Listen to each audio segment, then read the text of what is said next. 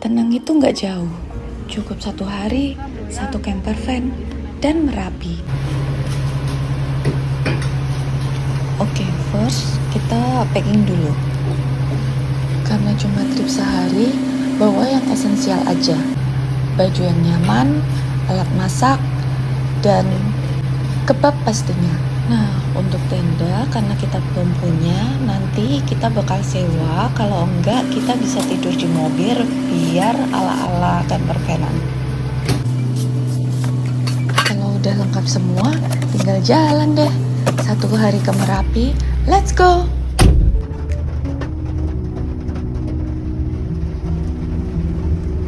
Jalanan makin seru guys, gerimis pelan menemani, bikin suasana makin cozy.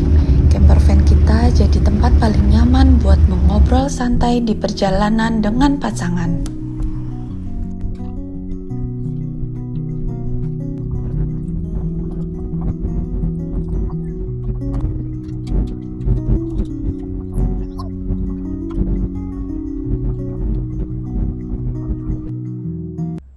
Duh, jangan-jangan punya aku juga nggak bisa lagi, hah? Iya.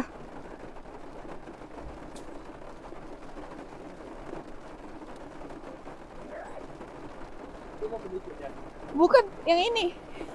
Yang putih. 2. Yeay, finally! Setelah jalanan sempit, tikungan basah, dan sempat kepatar juga. Perut mulai kasih kode. Kita langsung aja set up dapur belakang. Di camper van kecil ini, dapur bukan cuma tempat masak, tapi tempat ngobrol, bercanda, dan nyari rasa aman. Depan. Aku iris bawang, dia siapkan teflon. Saling lempar senyum, saling lempar bumbu. Gak terburu-buru, karena yang kita cari bukan cuma kenyang, tapi momen.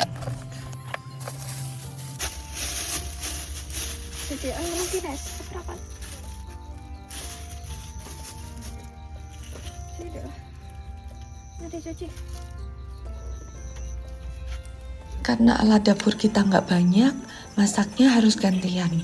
Jadi sambil aku lanjut potong bahan buat masakan berikutnya di depan tenda, suami udah mulai cuci piring bekas masak pertama di belakang mobil.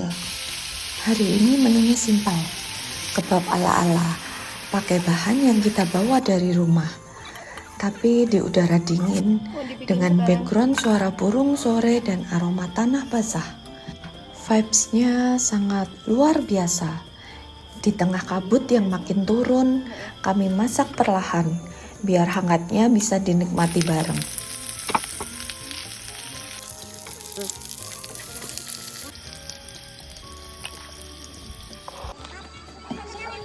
Malam datang pelan-pelan.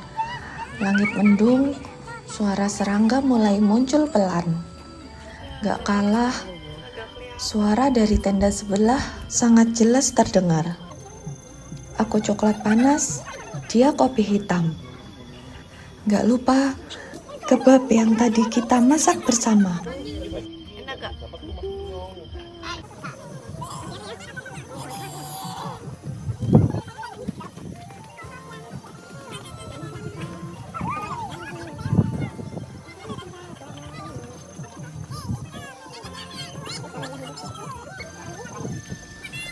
Habis makan malam, kita langsung rebahan di tenda dan tidur dengan nyenyak, ditemani suara alam.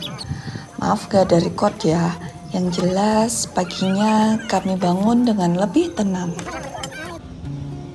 Pagi datang pelan, Merapi masih berkabut tipis, dan udara dingin menyapa.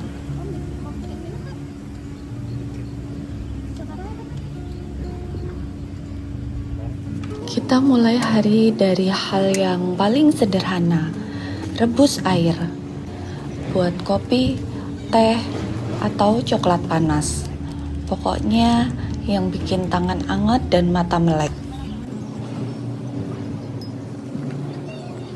Baru setelah itu lanjut masak. Menu pagi ini nasi goreng simpel dari bahan sisa semalam. Dan kebab lagi dong, karena kita nggak pernah bosan. Rasanya kayak masak di dapur paling mahal sedunia. Aku masak sambil ngobrol, tapi suami masih ngumpet di tenda. Kedinginan katanya.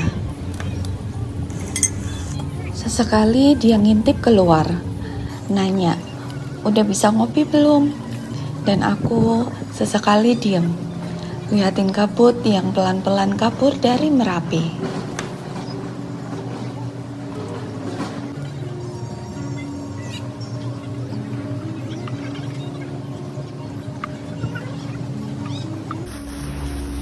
Di momen kayak gini tuh kita sadar, hidup pelan-pelan tuh bikin kenyang.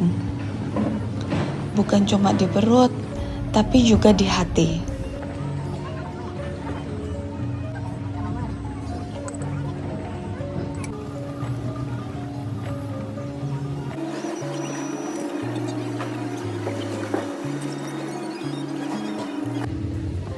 Akhirnya nasi goreng dan kebab siap juga.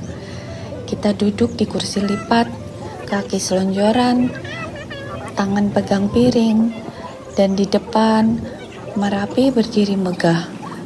Kita makan sambil ngobrol pelan, kadang sambil diem menikmati sunyi yang justru terasa penuh. Rasanya ini bukan sekedar sarapan, ini bentuk syukur kecil atas waktu yang bisa kita curi dari rutinitas. Mandi sih nanti aja di rumah. Air gunung terlalu jujur dinginnya, tapi ritual bersih-bersih tetap jalan. Gosok gigi, cuci muka, dan skincare. Toner, moisturizer, sunscreen, semua ikut trip. Karena pulang tuh enaknya dalam kondisi bersih, adem, dan glowing. Karena tendanya sewa, kita nggak perlu repot lipat tenda, tapi beberes tetap harus. Bed cover yang semalam jadi alas tidur dilipat rapi, dan selimut digulung. Beberes kayak gini tuh bagian dari trip juga. Keburu-buru sambil nostalgia bentar soal malam tadi. Ngobrol sambil denger hujan, ketawa kecil sebelum tidur. Semua diberesin pelan-pelan, kayak nutup satu bab healing singkat yang manis. Gak nyangka satu hari bisa seseru dan setenang ini. Pintu mobil udah ditutup, tapi hati malah kebuka lebar-lebar. Trip kali ini memang singkat, tapi kaya banget. Kayak ngisi ulang baterai jiwa. Thank you Merapi untuk view, hujan, dan ruang hening yang gak kita sadari ternyata kita butuhin banget. Kalau suka vibe-nya jangan lupa klik like, tinggalin komentar, dan subscribe biar kita bisa jalan bareng lagi di trip selanjutnya ya. Makasih Mas. Sampai ketemu di chapter healing selanjutnya.